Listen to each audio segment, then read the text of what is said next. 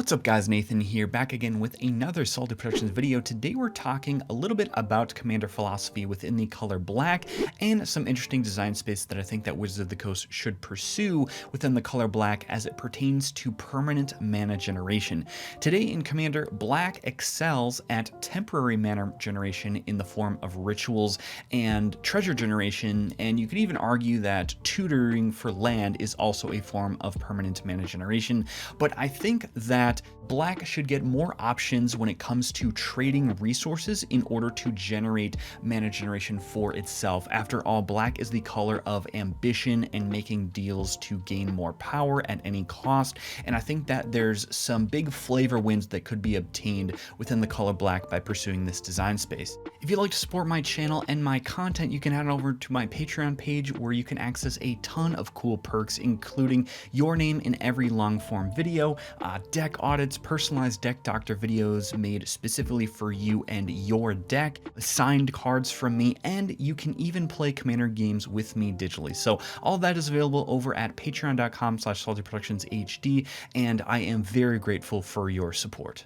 And finally, this episode is brought to you by my Discord, which is in its infancy as of the recording of this video, but one of the reasons why I started making Magic content in the first place was to foster a community of Magic players, and I think that Discord is just a great forum to connect with others. So if you're interested in posting Magic memes, connecting with others for secret tech, getting deck help, etc., or just meet others looking for Commander games, you can head on over to my Discord, link down in the description, and of course you can do all of that fun YouTube stuff like and subscribe. And with that out of the way, we can get into the video. Now, in order to understand the genesis for this video, we have to make a quick foray into the One Piece TCG, believe it or not. I know it's blasphemous. This is a Magic video after all, but I just want to quick flash a card on the screen and explain the interesting design. This is Purple Luffy. He is the leader of one of their precons that you can actually buy, and he says activate during your main only once per turn. You may add one card from the top of your life cards to your hand. If you have 0 or 3 or more Dawn cards on your field, add up to 1 Dawn card from your Dawn deck and set it as active. So what does that mean in Magic terms? Well, in One Piece TCG, instead of having a life total, you have life cards. And when you take damage, you actually put those life cards into your hand. Your Dawn cards are essentially your land. So what this character is doing, this commander essentially, is he is artificially lowering our life total in order to generate card advantage and ramp.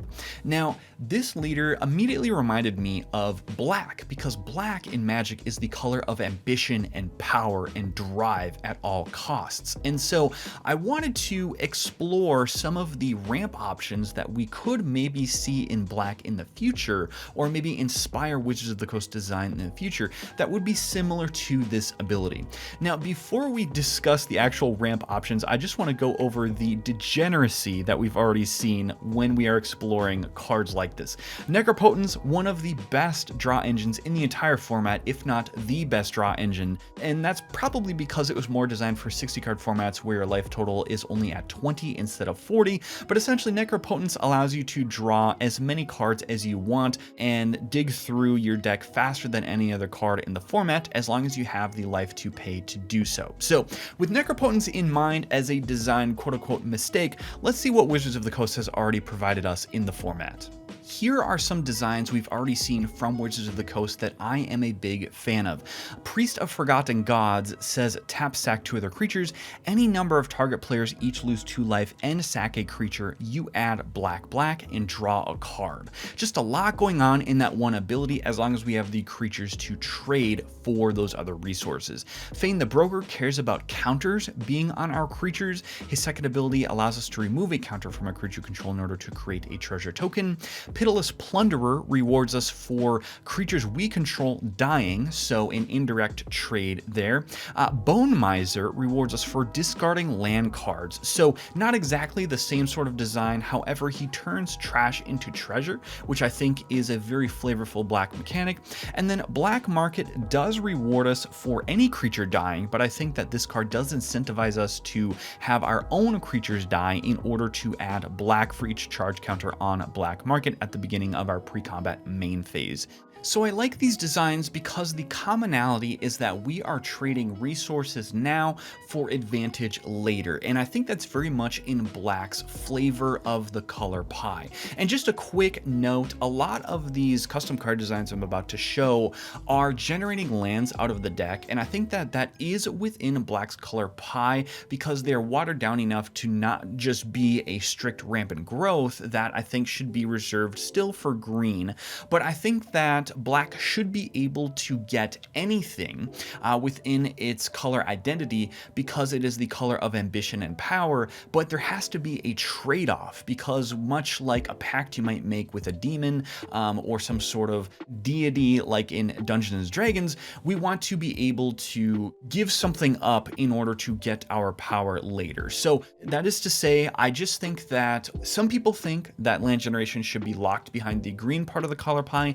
I disagree as long as we're trading something for that extra power. So with that out of the way, let's actually hop into one of the custom card designs that I have here just to give an example of an interesting card design I'd like to see perhaps in the future. So this one I like to call Tainted Growth because it resembles Rampant Growth somewhat. 2 mana sorcery. As an additional cost to cast the spell, exile a land, a creature, and an artifact. Search your library for up to 2 basic land cards, put them onto the battlefield tapped, then shuffle. And it only costs 2 mana, so it can technically be cast in the early game, but because the card demands you to sack a creature and an artifact, it probably can't be played on turn 2, which is when most of the green players are going to be playing their Rampant Growths and Nature's Lore and 3 Visits, because turn 1 we'd have to play a creature, turn 2 we'd have to also play an artifact, which means we're already taking up turns 1 and 2 to get the fodder for this particular spell, and then turn 3 is when we would be able to theoretically cast the spell as long as we had an artifact and a creature and a land available to be exiled. And I like the design here where we are exiling instead of sacrificing the things. I think that Wizards often makes design mistakes where they think like, oh, if we sacrifice the permanent, that will make it okay because it's going to the graveyard and is no longer usable, when in fact a lot of decks get degenerate because they can throw things in the graveyard extremely quickly and then reanimate them later. So I think exile needs to be employed when we're talking about actually truly giving up resources in the early game in order to get mana advantage for the late game. So I also like how this is limited to only searching out basic lands. I think that green should probably have non-basic land tutors locked behind its color identity. We really want this to be a more watered down version of land tutoring, but we are going to give Black land tutoring in my personal design world as long as it comes at a cost and that it is not, any particularly special lands. Now that's one card design I think would be interesting. Our second card design here, which I'm going to call Rich Yule, which I'll explain in a second, is only going to cost us 1 black. It's going to be an artifact, and we can tap it and exile it to create 2 treasure tokens, but activate only if a creature died this turn. Now once again, we don't want to be sacrificing things, putting them in the graveyard. We want this to go into exile so it is gone forever, and we have basically made 2 mana out of only 1 mana. I think that this would be a very easy slot in for many black decks that just want to be casting things very early in the game and are also sacrificing things. And of course, this is going to resemble Black Ritual, but it's going to be in the form of treasure tokens, which is why I really like the pun in the name there. But this one is not going to be as much of a permanent mana generation. This is more of a custom card design where we can play around with generating mana that can sit on the battlefield and be only a one-time use, because this did only cost us 1 mana. So I think to get even 1 land by tapping this and exiling this if a creature died this turn would be probably too powerful for black, and so instead we're going to make just 2 treasure tokens that are going to disappear immediately. And it will also synergize with your treasure synergies, so it might have a home more in like treasure decks, but I think that this would be a decent card for costing only 1 mana. And once again, the goal of these designs are not to create incredibly broken or busted type of staples that will go into every black deck, but I think that this card is playable while also not fitting into every black deck immediately by only generating temporary mana. So that's sort of the design space that I want to play in here, where we're creating playable cards but not necessarily powerful cards. And speaking of that design, I'd actually like to transition into our third card in this list, which is my personal favorite. This I'm going to dub Anxious Conveyance because it's going to resemble somewhat of a real estate deal.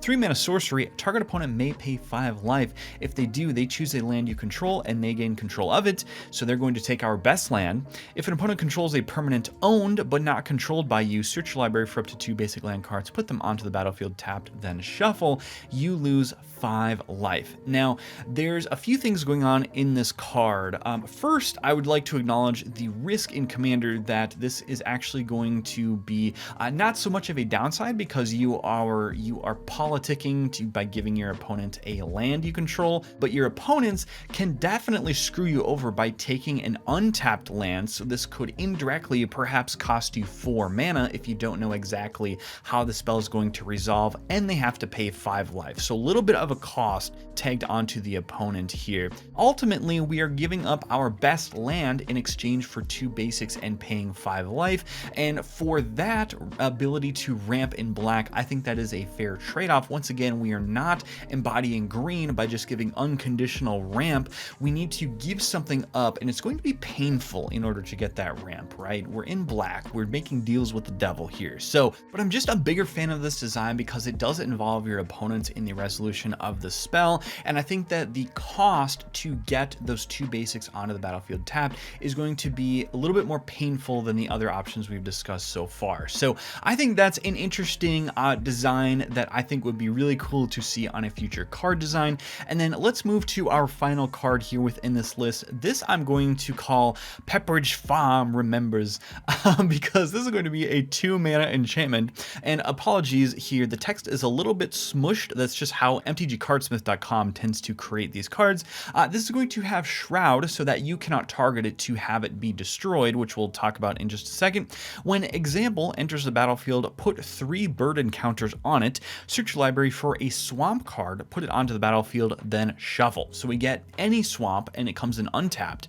But if a creature would enter under your control while Example has 1 or more burden counters on it, instead exile that creature and remove a burden counter from Example. When Example has no burden counters on it, exile it. So it's going to basically eat the next 3 creatures that we put onto the board, but there's some space available here to manipulate the card. For example, black has a couple of options to remove counters from permanents, but it has to not be able to target the enchantment. So this enchantment is a little bit more harder to get around, but you can get around it if you run the pretty low power black options where it forces each player to sacrifice an enchantment. So enchantment, I guess edicts would work to get around this. So there's a little bit of space to work around to really mitigate the downside here, but the intent of this card is to basically be a 3 visits, but it's going to come at a big cost by exiling your next 3 creatures, and emphasis on exiling so that we are not going to put immediately busted reanimate targets into the graveyard. Instead, this is going to probably eat those, little tiny dorks like your Stitcher Supplier or whatever, in order to get that untapped swamp onto the battlefield. Also, you can run this in like a Spellslinger deck and just negate this entirely, but I think in Commander, this is still going to matter no matter what, because if you have a commander, you are at some point going to want to put your commander onto the battlefield, and so you need to play around this somewhat. So this would probably be a bit of a lower power option.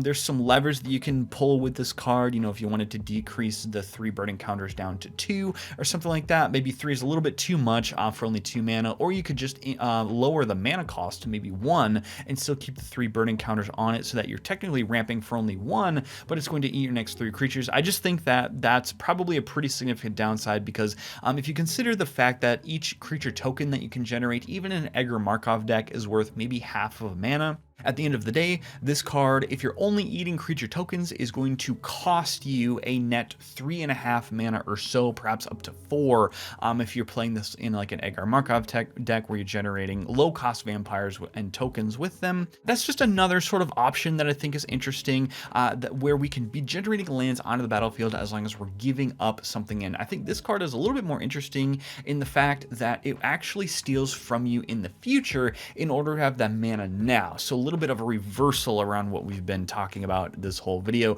but just more interesting designs that we can play with. So that's going to basically wrap up the video. Again, this was sort of an informal chat just about interesting card designs that I think should be printed into Commander.